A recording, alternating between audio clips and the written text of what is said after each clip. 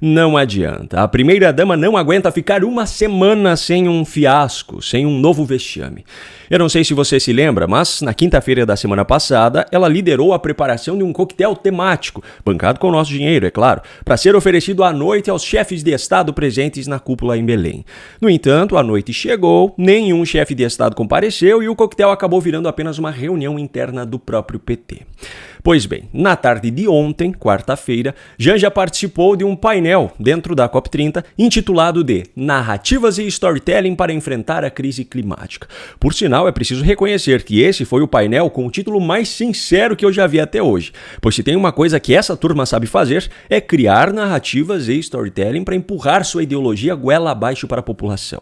Enfim, o fato é que Janja foi literalmente uma figura central nesse debate, ao lado da ministra da Cultura, Margarete Menezes. E esse evento contou com a participação de artistas e outros ativistas. O debate, aliás, foi tão importante que eu revirei a internet e não encontrei nenhuma transmissão do evento ou até mesmo um vídeo desse painel na íntegra. As únicas coisas que eu encontrei foram algumas fotos e alguns recortes publicados pelo próprio Ministério da Cultura com apenas alguns segundos de duração.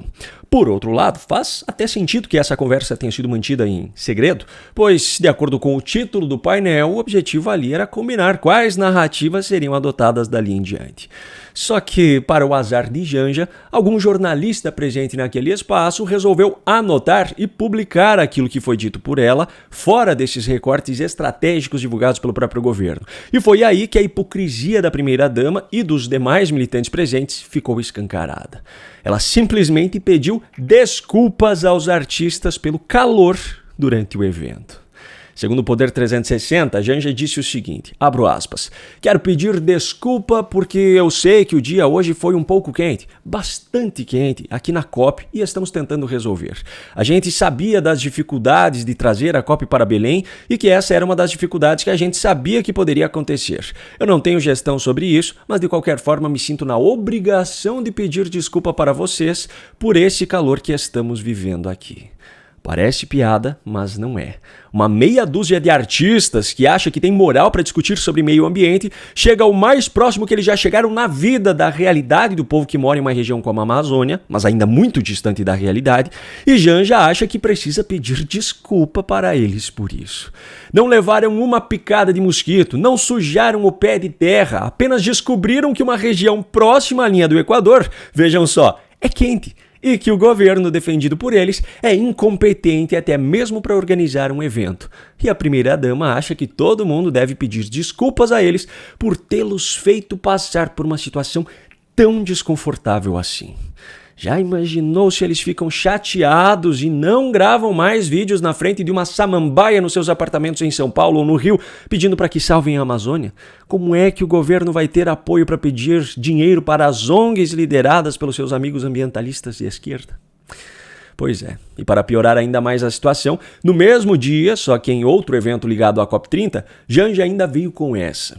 A gente está vivendo um momento muito especial, que é essa COP, e que muitas pessoas acreditaram que a gente não ia conseguir fazer, né, ministra? E o Brasil está conseguindo entregar uma grande COP. Eu tenho agradecido muito a população de Belém, porque Belém, no coração da Amazônia, mostrou que é possível fazer acontecer e que a população daqui merece todo o respeito, todo o nosso respeito e o respeito do mundo todo. O Brasil, no caso o governo Lula, está entregando uma grande COP. Meses antes do evento já havia indignação por conta dos preços abusivos de hospedagem, e esses abusos continuaram sendo praticados dentro da própria COP. Há relatos de que água mineral está sendo vendida a R$ 25 e coxinha de frango a R$ 45. Pelo jeito, o método do governo Lula para mostrar a realidade brasileira às autoridades estrangeiras foi fazer com que, mesmo aquelas de países com moedas bem mais fortes do que a nossa, sentissem no bolso o que é ter um poder de compra ridículo, que é o que nós enfrentamos no nosso dia a dia. Enfim, também, muito antes do evento, já havia uma grande polêmica por conta da contratação milionária e sem licitação de uma entidade internacional ligada à própria Janja, a Organização dos Estados Ibero-Americanos. Quando o evento começou, a situação ficou ainda pior. Apesar do orçamento imoral de tão alto, já teve comida faltando para o almoço, cobertura não dando conta de segurar a chuva, falta de ar-condicionado, invasão de militantes da própria esquerda e Lula, como sempre, mentindo para defender suas próprias pautas. A mudança do clima já não é uma ameaça do futuro, é uma tragédia do presente. O furacão Melissa, que fustigou o Caribe, e o tornado que atingiu o estado do Paraná, no sul do Brasil, deixaram vítimas fatais e um rastro de destruições. Se isso é uma COP grande, imagina então como seria uma pequena. Agora, esse não é o único assunto que eu preciso trazer nesse vídeo.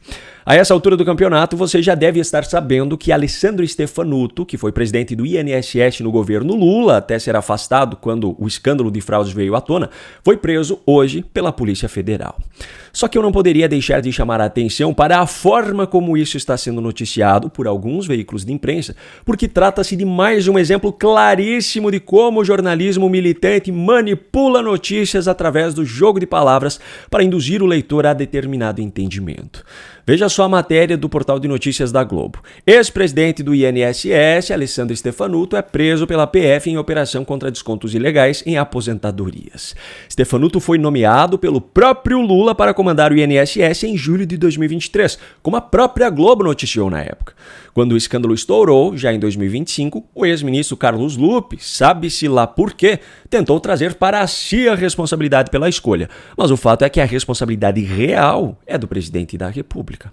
Agora, com a prisão de Stefanuto, a Globo noticia o fato, mas a única menção ao nome de Lula ao longo do extenso texto dessa matéria é quando se afirma que Stefanuto participou do gabinete de transição do governo Bolsonaro para o governo Lula. Não há qualquer menção ao fato de Lula tê-lo nomeado para presidir o INSS. Só que o Metrópolis fez ainda pior. Em uma matéria de Igor Gadelha, absolutamente em nenhum momento é citado o nome de Lula. É como se Stefanuto tivesse simplesmente caído na cadeira de presidente. Enquanto isso, em outra matéria do portal Metrópolis, só que de outra autora, é relatado o fato de que também hoje José Carlos Oliveira, que foi ministro da Previdência no governo do Bolsonaro, passou a usar tornozeleira eletrônica. Nesse caso, a manchete sequer cita o seu nome, apenas menciona como ex-ministro de Bolsonaro. O portal UOL fez uma manchete ainda mais manipuladora. No texto da matéria, até há menção a Lula em uma frase, onde é dito que Stefanuto assumiu o INSS em julho de 2023 no governo do atual presidente Lula. Mas a manchete é a seguinte: PF prende ex-presidente do INSS e cumpre imposição de tornozeleira a ex-ministro de Bolsonaro. Tem como ficar mais escancarado do que isso? Bolsonaro nomeou um deles e agora o seu nome está em todas as manchetes. Lula nomeou o outro, mas ninguém ousa usar o seu santo nome em vão nas manchetes. Agora eu pergunto, isso aqui é jornalismo?